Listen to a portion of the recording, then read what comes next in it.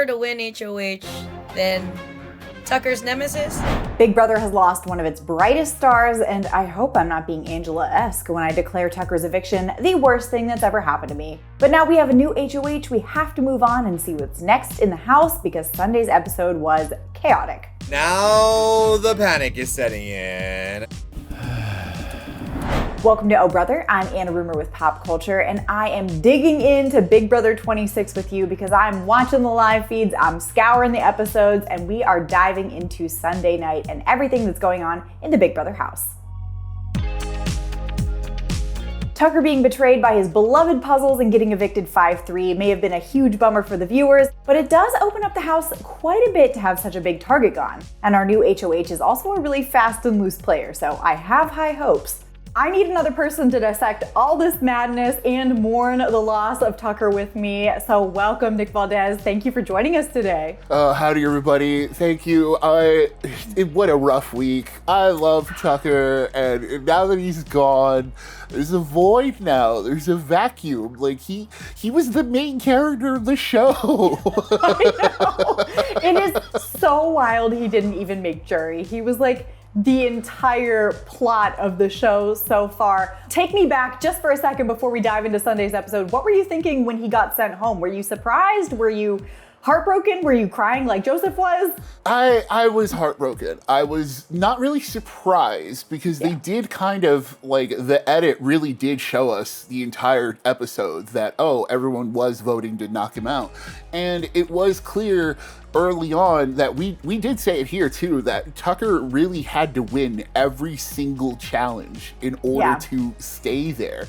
And the one time he has some bad luck and loses, that was it. It's not surprising, but it is a bummer because he was such a big player. He was so interesting. That's why America voted him as the AI instigator, because he was the one actually doing things. Even though he kind of sunk his own game with that by making it weird and making it kind of suspicious so that people thought it was Angela, and then he told Angela, and then she was mad and she turned on him. So he kind of did his own downfall. So classic Tucker, am I right?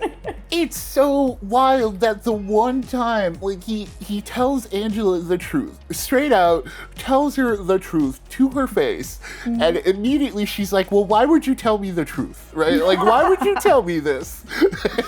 Listen, it's the curse of Angela. You go head to head with Angela, you go home. It's literally everyone who's had a problem with her. Brooklyn, we started off with Matt. Like, this is how the game goes. Don't mess with Angela. She's, I don't know, is she my winner? Maybe.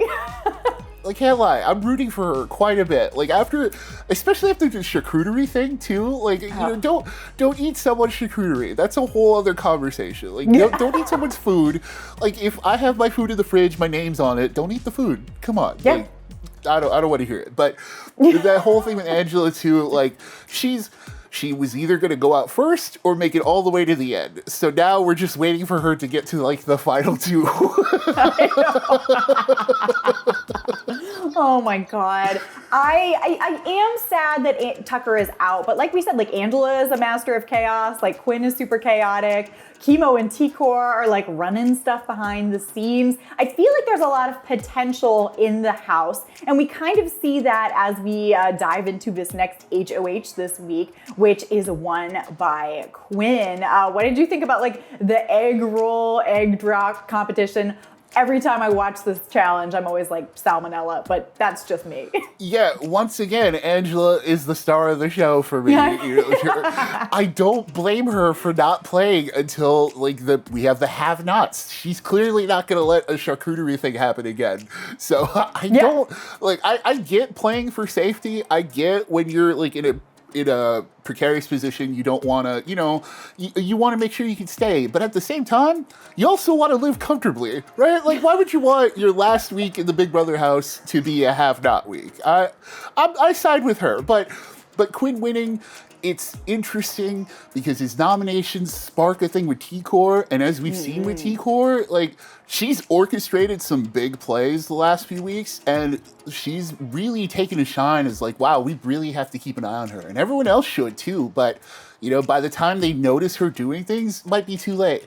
She's really running stuff behind the scenes. Now, obviously, Angela and Rubina are like gimmies for him. He just voted out Tucker, and he's put Rubina up before, and Angela is just always living on the block. But his decision to put up Chemo as a third person, even as a pawn, that's really gonna shake things up with T-Core and Chemo.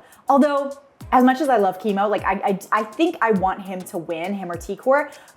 I think that this is kind of like what needed to happen because the Visionaries, if you've been watching the feeds, T-Core and Chemo don't care about Quinn. He is like merely a pawn for them. So if he's kind of turning things around on them, I'm very interested to see how this is going to shake out. Yeah, because Quinn immediately started to form like a Pentagon 2.0 as soon as Tucker got out of there to like really kind of reform his game. And that's something we also have to keep an eye out for too, because Quinn without Tucker is going to be especially dangerous. That's the other thing. Like with his focus on Tucker, that meant he wasn't focusing on everyone else. So now Quinn's gonna really do some damage. And that's the thing is, can T-Core and Chemo, can their two-person alliance fight back against Quinn, who's really gaining support in the rest of the house? We'll see. It really depends on the people in the middle of things, like Leah and Mackenzie, and the ones, and Angela too. As much as we're like, oh, Angela's so chaotic, it really depends on where she falls on everything. It's these middle players, because we have a clear divide between alliances. Yeah, floaters grab a life vest indeed. I actually think that Quinn winning HOH this week was not in the best interest of his game because he was kind of playing the middle between his like Pentagon 2.0 and with like the Visionaries and Rubina. And now he's really having to like lay down his cards in a way that I think is not super flattering for his game, because even Rubina was like, I mean, yeah, he took out Tucker, but like, I'm still willing to work with him. I don't know how genuine that was, but, and then like, Chemo is kind of shocked about how Quinn is shaking things out, and I don't know, I think it would have been better for him to like lay low for a couple weeks, but, and I say this as, you know, I'm not a hater in this way, but like, Quinn has some main character syndrome that has been playing out throughout this season, and I think it's to the detriment of his strategy. Right. There's a lot of diary rooms where he's like, my plan worked. And it's like, well, was it your plan? Like, really? Yeah. You know, we see the whole picture. And a lot of the times it's, you know, it's T-Core making the decision, kind of sparking it. It's Chelsea kind of planting the idea in people's heads. And so when you see Quinn saying, my plan did it, I got Tucker out. And it's like, well, did you? It's like, you voted for him, but that's kind of, that's not super convincing. And also, stop yelling. At the end of the day, that's going to be something that if I were in the jury room, I'd be like, well, Quinn was really loud. Honestly, put us in the jury house, we'd be extra petty. We'd be like, I don't know. I do think it's gonna be interesting to see how this plays out, because like Quinn had his HOH, like his HOH takeover basically, and that ended in disaster. It ended with Cedric going home. It ended with, you know, his alliance falling apart. I'm curious if his first official HOH is going to end likewise in ruin. How do you think he's gonna do? Yeah, totally. Because all of a sudden, it's like the whole Leah thing came out of nowhere too. Yeah. That like, oh, he's suddenly obsessed with like protecting Leah, and it's like, well, since when? Like, when did this like? Remove the word protecting. He's just obsessed with her. Like, sorry. When you put it all in perspective, he really is throwing out like the Visionaries. That was the one alliance he was really comfortable in. And if you're already going against them, I don't know. Like, this is the one time you have some real power, and you're making some odd choices. And as we've seen in the past, Quinn makes odd choices. And that is why I'm like, this season's not cooked yet. Like, Tucker is gone, but like, No one's making good, safe choices, which is great as a viewer. But, you know, as a player, you're watching. So true. Yeah. This isn't how you win Big Brother, but it is how you win ratings for Big Brother. So for that, I thank them. The veto streak, the fact that it's been used so many times in a row, wild. But at the same time, it's made for some excellent television.